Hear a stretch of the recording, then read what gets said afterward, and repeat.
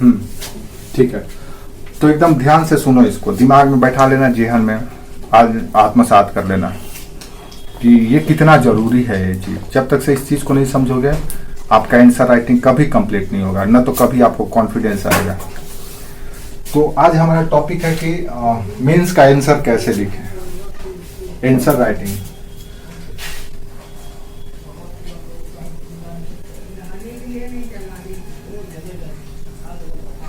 उत्तर लेखन किसका मुख्य परीक्षण है।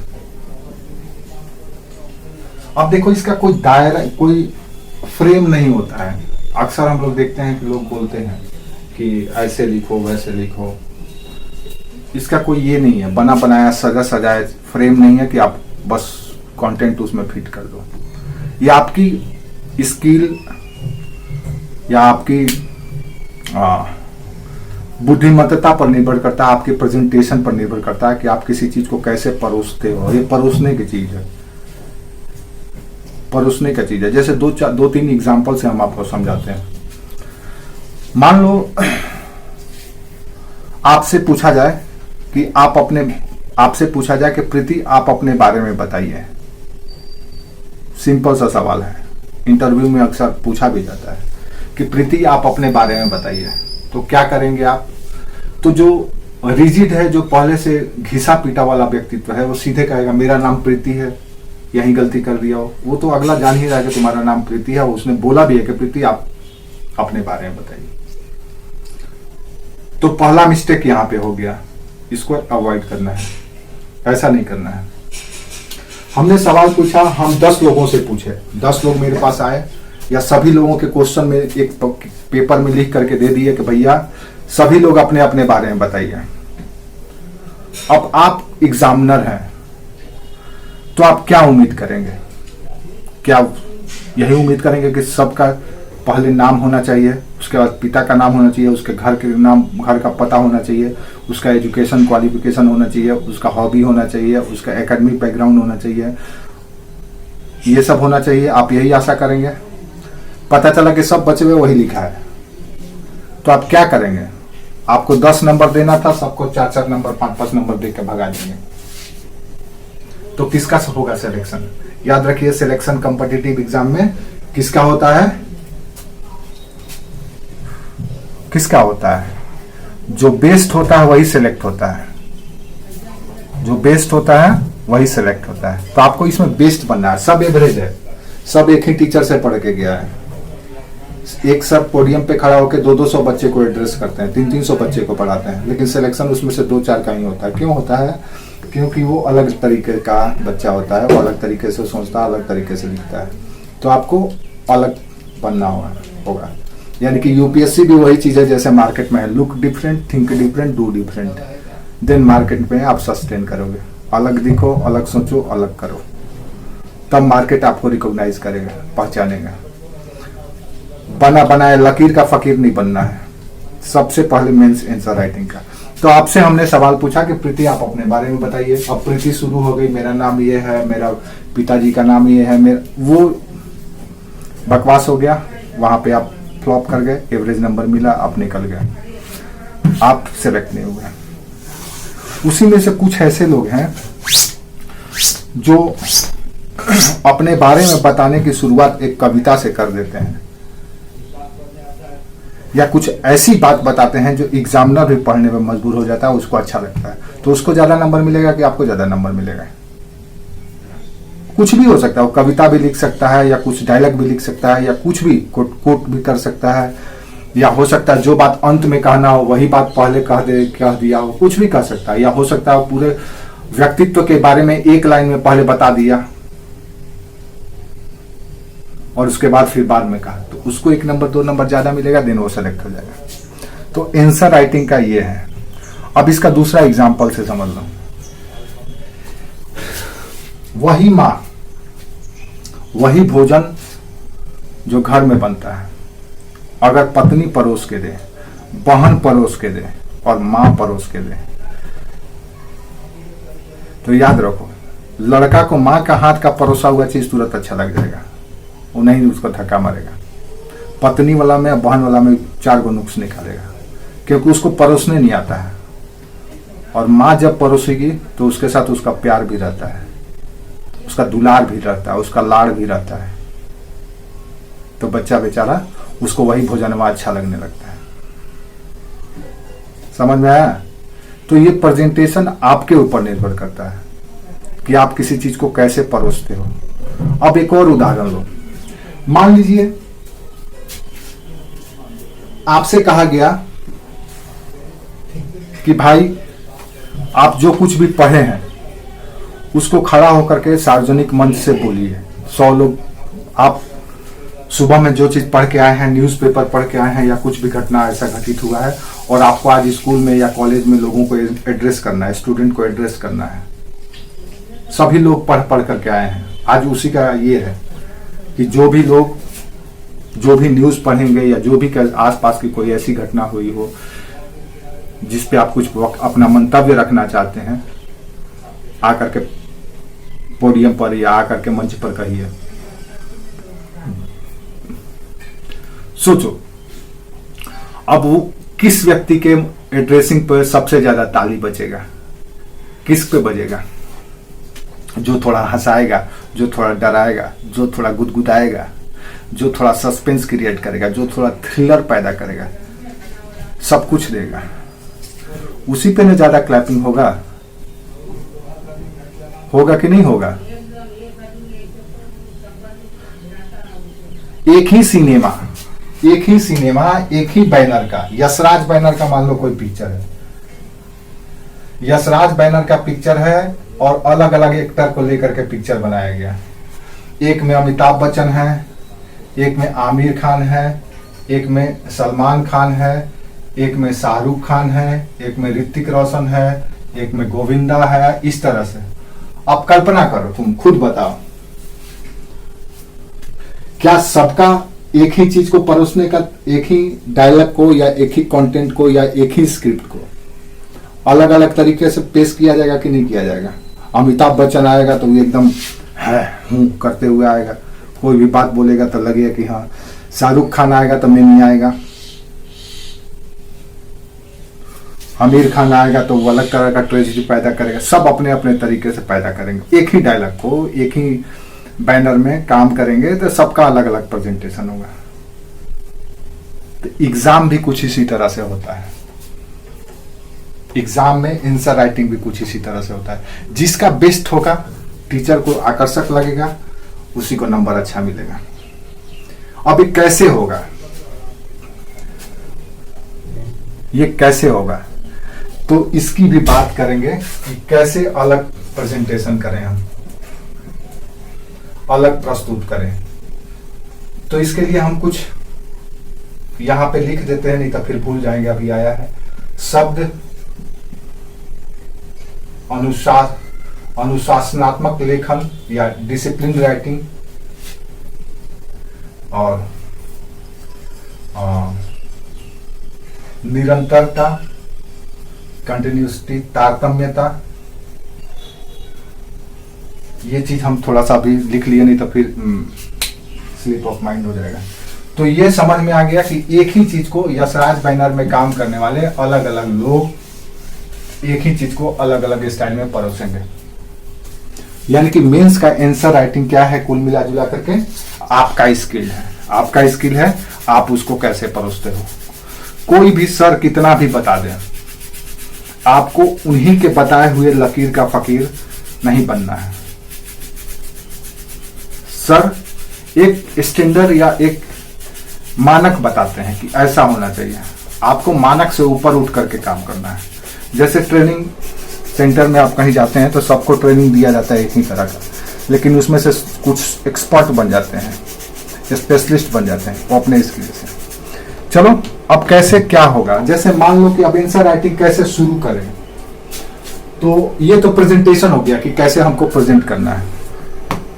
वो आपके व्यक्तित्व पर निर्भर करता है कि हम आपसे सवाल पूछ दिए कि भैया अपने बारे में बताइए, तो देन सभी लोग अलग अलग तरीके से बताएंगे। अब सवाल ये उठता है कि सबसे पहले शुरुआत किससे करें? आंसर राइटिंग में। अब आंसर राइटिंग करना अब तो आप लोग का बहुत गुंजाइश हो गया, क्योंकि 150 वर्ड्स 200 में ही लिखना है, यूपीएससी की बात करें तो स्टेट पीसीएस में अभी भी 600 वर्ड में ही लिखा जाता है। यूपी पीसीएस को अगर छोड़ दिया जाए तो यूपी पीसीएस और शायद राजस्थान पीसीएस भी, ये कुछ कुछ पीसीएस है जो यूपीएससी का पैटर्न फॉलो करने लगी है, और कुछ ऐसे हैं जो अभी भी अपना पुराना पैटर्न पे ही काम कर रही है। तो सवाल ये उठता है कि आंसर राइटिंग हम कैसे शुरुआत करें। अब आंसर राइटिंग करने के लिए हमको क्या करना है? सबसे पहले ये करना है कि मान लो आपसे कहा गया कि एक तस्वीर बनाइए किसी का, आपसे कहा गया एक तस्वीर बनाइए। सभी लोग 500 लोग हैं और 500 लोगों को कहा गया कि एक तस्वीर बनाइए। आप लोग पेंटर हैं, फाइन आर्ट के स्टूडेंट हैं, आप लोग एक अच्छा तस्वीर बनाइए, एक जिंदा आदमी का तस्वीर बनाइए। कैसा तस्वीर बनाना है? जिंदा आदमी का, जिंदा आदमी, मुर्दा का नहीं बनाना है कि प्लास्टिक का फोटो पहना के आप बना दिए, जिंदा का बनाना है। अब आपका सबसे पहला इसमें आपको तस्वीर बनाने के लिए क्या क्या सोचना है? तो सबसे पहले आप देखेंगे कि भाई उसका फेस या चेहरा कैसा हो, ये सोचेंगे ना।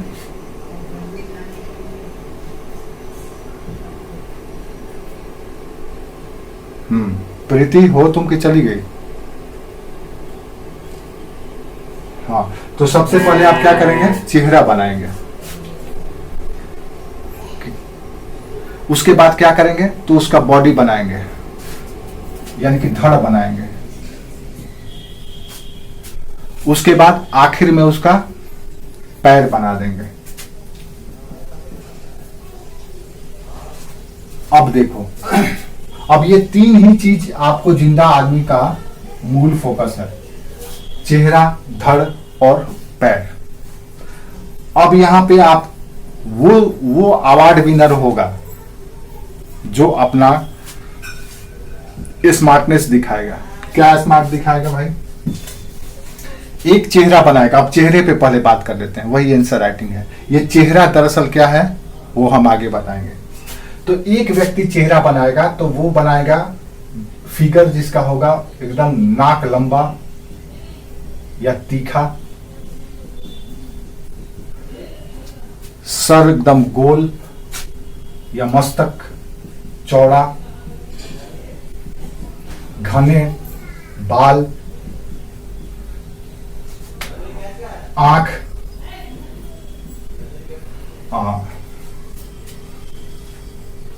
आंख ऐसा जो बोलता हो। बोलने का मतलब आंखों में जिसकी पानी झलके, आंखों में पानी झलके मतलब आंख जिन से ही सब कुछ पता चल जाए। जैसे आंख से ही सब भाव पता चल जाता है कि आप दुखी हैं कि खुशी हैं कि एंग्री हैं, सब कुछ आंख बता देता है। तो एक व्यक्ति बनाते समय, चेहरा बनाते समय इन सब चीजों का ध्यान रखेगा। कान, इस तरह से जो भी है फेस पे, उसको बहुत संतुलित तरीके से जैसा वो कल्पना कर सकता है सुंदरता का, वैसा बनाएगा। अब सवाल ये उठता है कि उसके मन में धड़ के प्रति क्या सोच है। धड़ किसका वो चाहता है? नाजुक व्यक्तित्व वाला व्यक्ति का, या महाबली का, या पुरुषत्व वाला, जुझारू, पारिश्रमिक, कामचोर, किसका वो धड़ चाहता है ना? यानी कि किसका मसल्स वो डालना चाहता है। पारिश्रमिक का डालेगा देन उसको मसल दिखाना पड़ेगा, हष्ट पुष्ट दिखाना पड़ेगा। आलसी को दिखाना है, आलसी का बनाना है देन उसको तोंद दिखाना पड़ेगा उसको। तो उसके दिमाग में ये भी रहेगा कि उसको किसका मसल डालना है। उसने चेहरा का तो ख्वाब देख लिया कि ऐसा सुंदर चेहरा होगा, लेकिन धड़ के बारे में भी उसकी कल्पना है, उस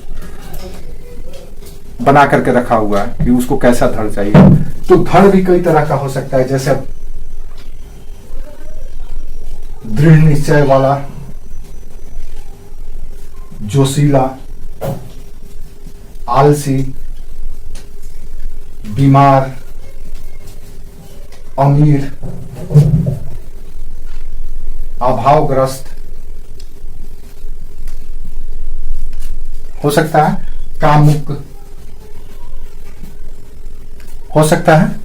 अब उसमें जो उसके मन में बना हुआ है कि हमको ऐसा व्यक्तित्व बनाना है, क्योंकि उसने कल्पना करके रखा है कि उसको आइडियल या सबसे बेस्ट फिगर किसका होगा। तो इस तरह से वो इसमें से किसी का भी फिगर डाल देगा, तो दूसरा कंप्लीट हो गया इसका। क्लियर है?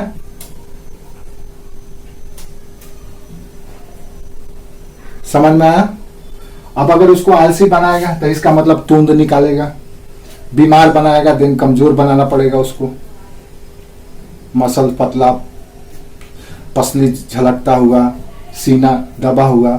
जोशीला बनाएगा दिन सीना चौड़ा मसल वाला, दृढ़ निश्चय वाला बनाएगा मतलब हठी टाइप का दिखाएगा कि नहीं भैया चाहिए तो चाहिए। अमीर दिखाएगा तो नाजुक और परिश्रम का मिश्रण दिखाएगा।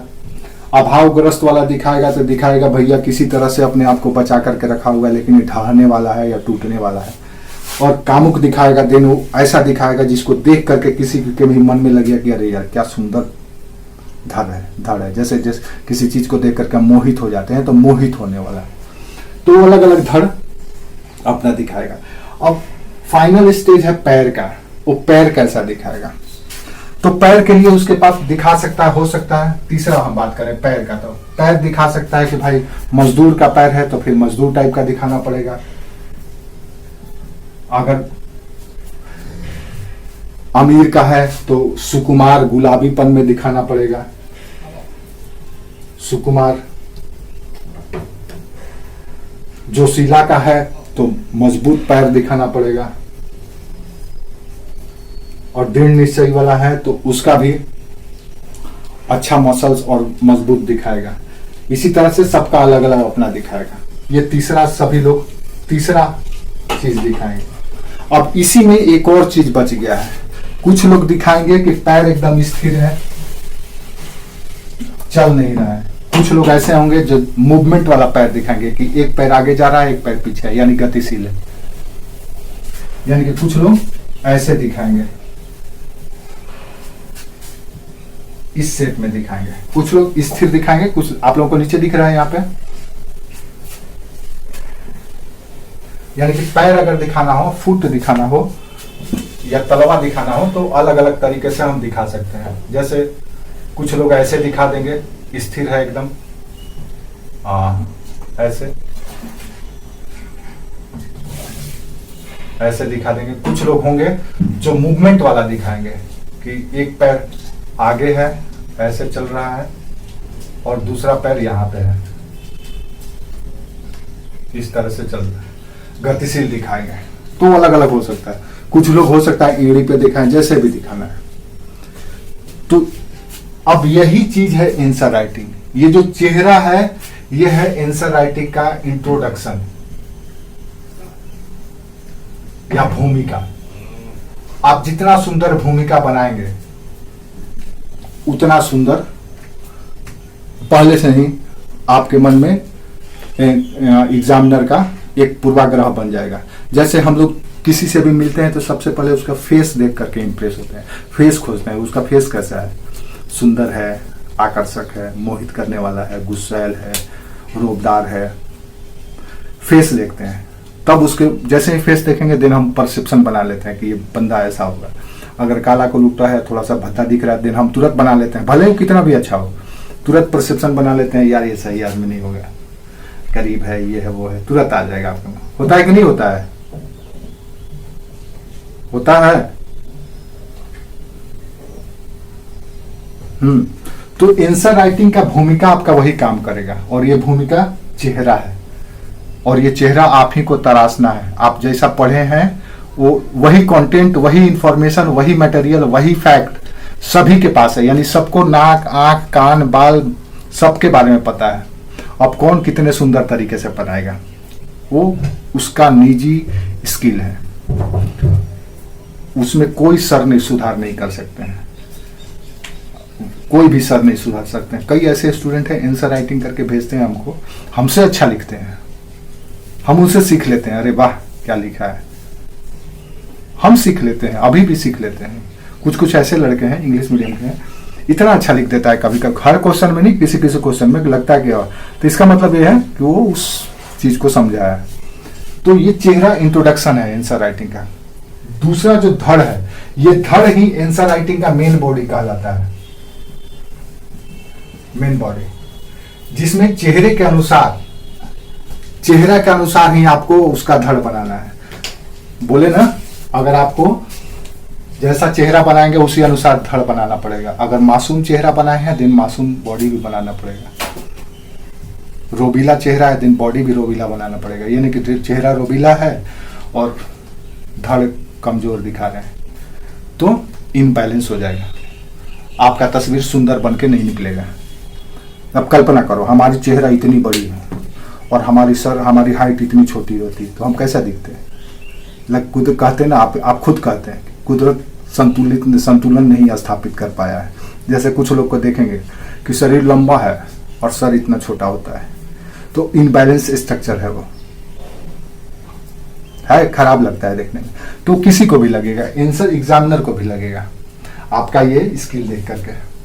तो ये आपका चेहरा यानी कि आंसर राइटिंग का इंट्रोडक्शन है, जो आप ही के ऊपर डिपेंड करता है कि आप उसको कैसे परोसेंगे। ये है धड़, जो अकॉर्डिंग टू चेहरा आपको धड़ परोसना है।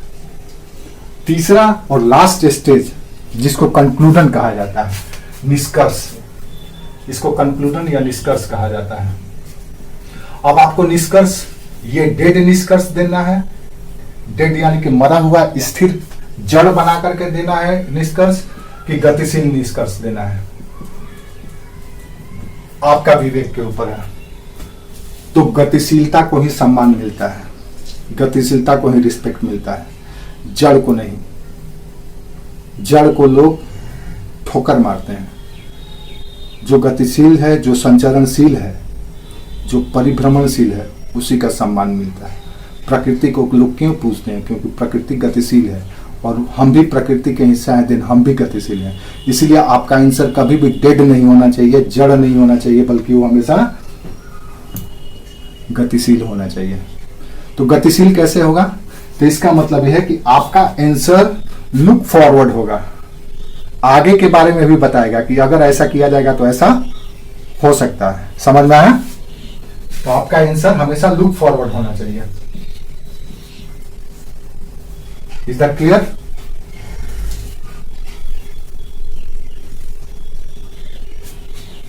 समझ में?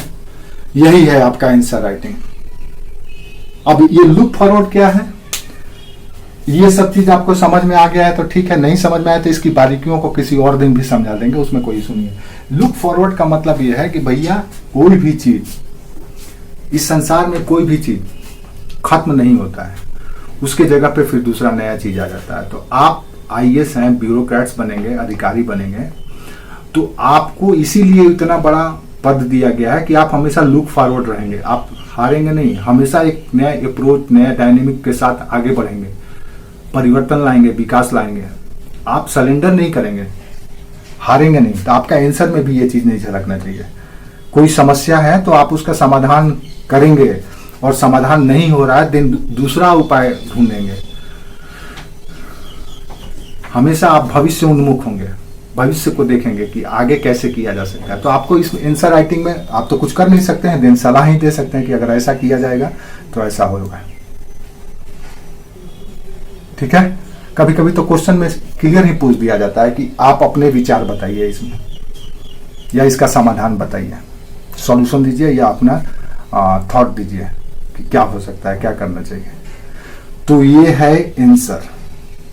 अब इसमें बताओ सर का क्या भूमिका है।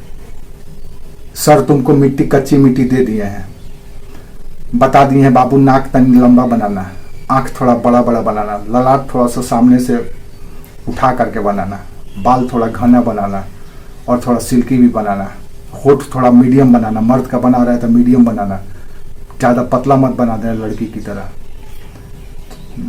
मर्द है तो चाहे कितना भी नाजुक हो, कितना भी सुकुमार हो, मर्दानगी उसके चेहरे पे झलकनी चाहिए। तो ये सब आपको देखना है। सर क्या बताएंगे? सर सबको मिट्टी दे दिया है गूंथ करके कि लो बच्चा लोग मूर्ति बनाओ। अब आपके ऊपर है आप कैसा मूर्ति बनाते हो। सर बता दिए आंख बनाना है, नाक बनाना है, कान बनाना है, बाल बनाना है, चेहरा इतना बड़ा बना देना है, धड़ इस आदमी का बनाना है।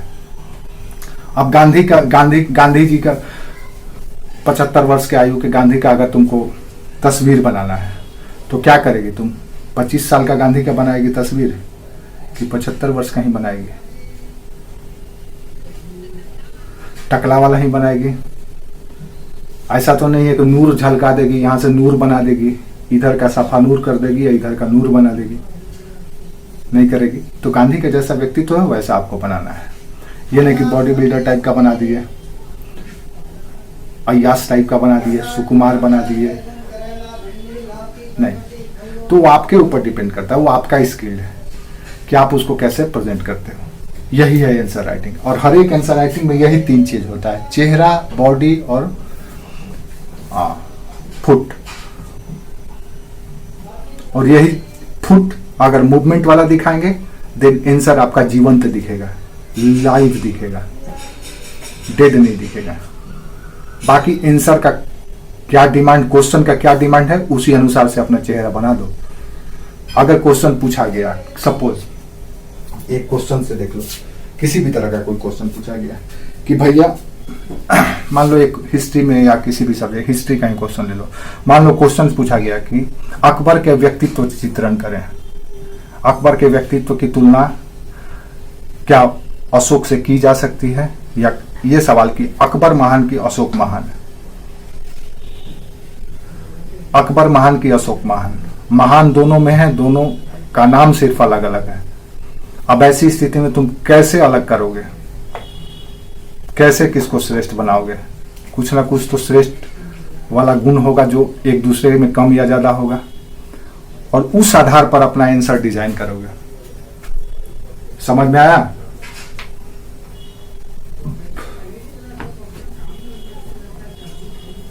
यही होता है आंसर राइटिंग का स्किल। यही, और बाकी कोई सर आपको नहीं सिखा सकते हैं कि ऐसे ही लिखना है।